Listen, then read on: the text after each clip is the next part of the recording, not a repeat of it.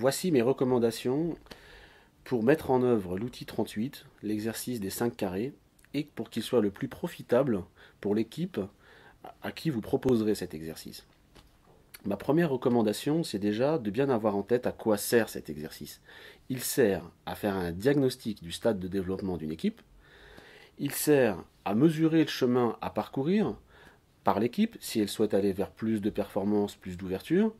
Il sert également à analyser l'économie en signe de reconnaissance de l'équipe, c'est-à-dire dans quel degré de don se situe l'équipe. Pour cela, il est nécessaire que les membres de l'équipe aient un cadre de référence pour analyser l'exercice et pour analyser, mettre des mots sur le vécu de cet exercice.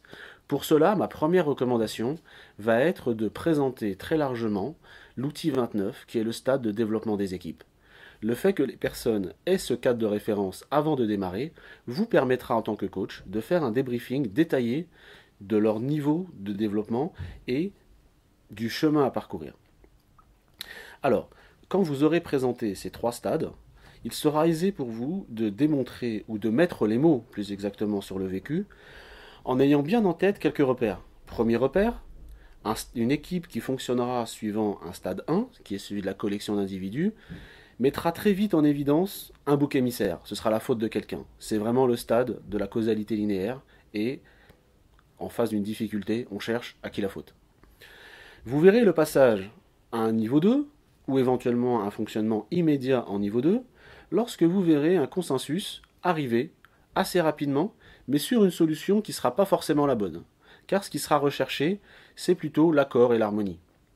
Vous verrez, vous remarquerez le passage du stade 1 au stade 2 également au fait que au moins un membre de l'équipe aura à changer de logique. C'est-à-dire, par exemple, cassera son carré pour le bien commun. Et là, on verra que un des membres aura totalement changé son mindset et qui ne cherchera plus à faire simplement son carré, mais cherchera le bien commun.